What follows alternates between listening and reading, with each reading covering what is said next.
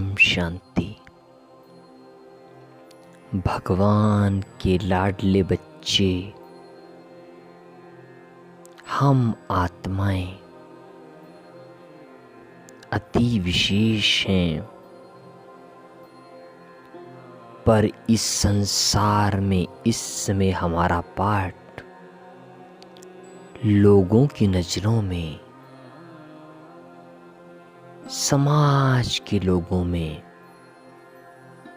साधारण है। कई बार मन में प्रश्न उठता कि जब हम भगवान की अमर संतान हैं तो संसार हमें अभी उस रूप में सम्मान क्यों नहीं दे पाता। भगवान ने हमें समझाया है,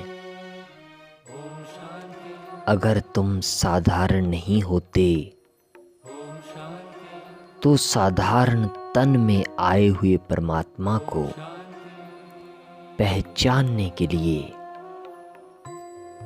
उस परम पिता से पालना लेने के लिए तुम्हारे पास फुर्सत ही नहीं होती। तब तुम भला प्रभु मिलन का अनुभव कैसे करते।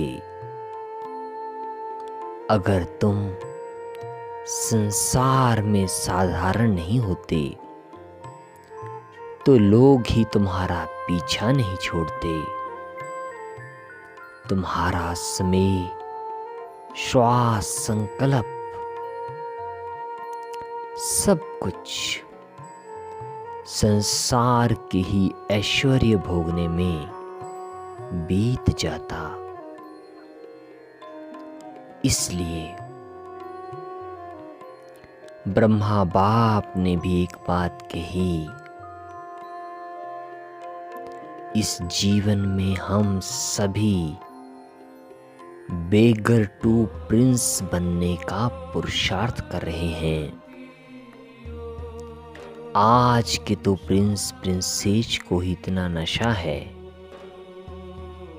कि वो खुद को ही सर्वोच्च और सर्वश्रेष्ठ मानते हैं। इसलिए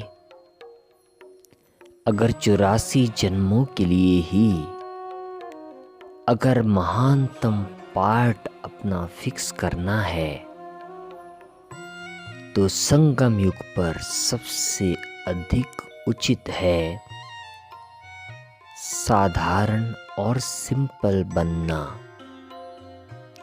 क्योंकि फकीर ही सबसे बड़ा अमीर है। संसार में एक पंक्ति कही जाती, लगी मौज फकीर की।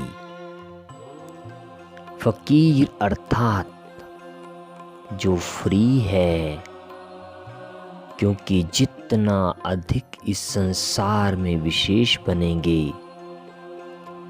उतना ही देह अभिमानी लोगों के साथ और देह की दुनिया के साथ समय बिताते बिताते जीवन बीत जाएगा।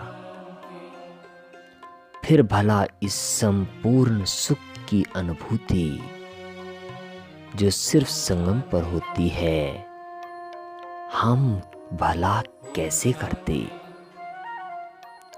इसलिए परमात्मा के शब्द हैं, राज ऋषि बनो, संगम युग में प्रभु मिलन का सुख लो। जिसको एक और पंक्ति में भी कहा गया है, पेनीलेस प्रिंस।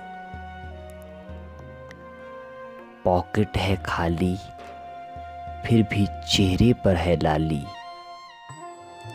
जिन आत्माओं की ऐसी अवस्था है जो परमात्मा के ऊपर ही सदा निश्चय रख करके जी रही हैं, उनके लिए जवाबदार जिम्मेदार स्वयं भगवान हैं। इसलिए निश्चिंत होकर के ब्राह्मण जीवन के सुखों का आनंद लो। इस संसार के नाम मान शान के पीछे मत भागो मेरे भाई, मत भागो। ओम शांति।